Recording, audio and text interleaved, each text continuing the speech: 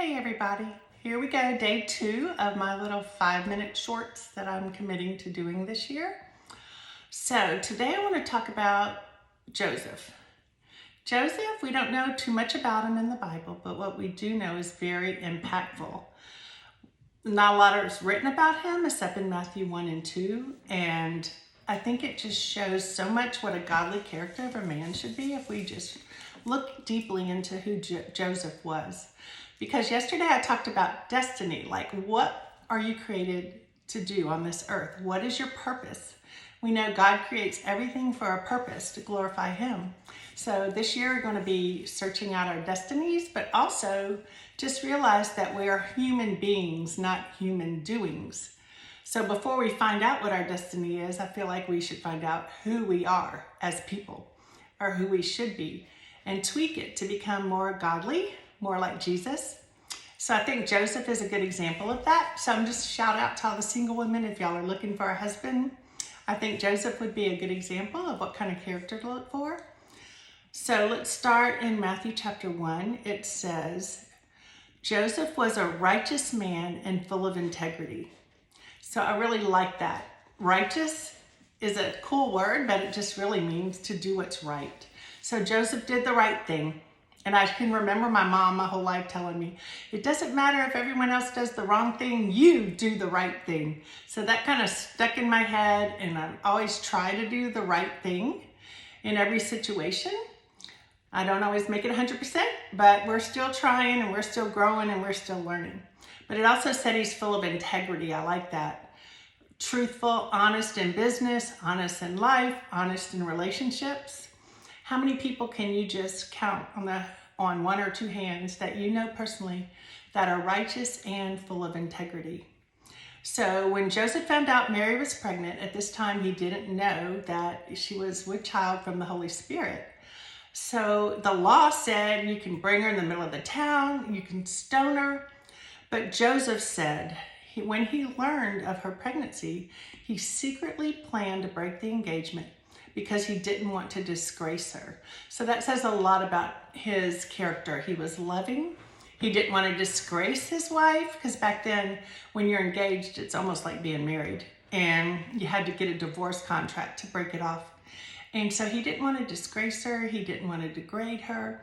He just wanted to break off the engagement secretly and honor her. So Joseph was very honoring at the same time as he was righteous and full of integrity.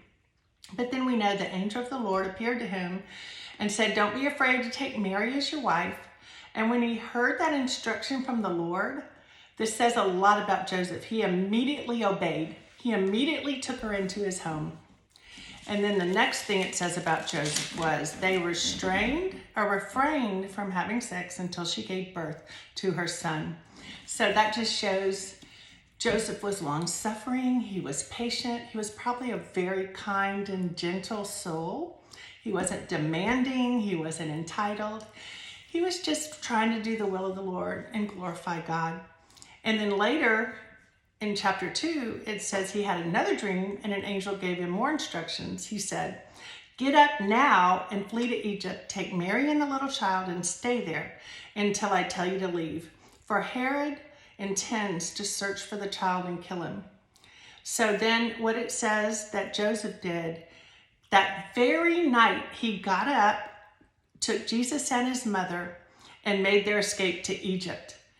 So that just says a lot about Joseph, because I've had a lot of babies. Sometimes it's a big, huge effort to put them to bed, put them to sleep. You do not want to wake them up.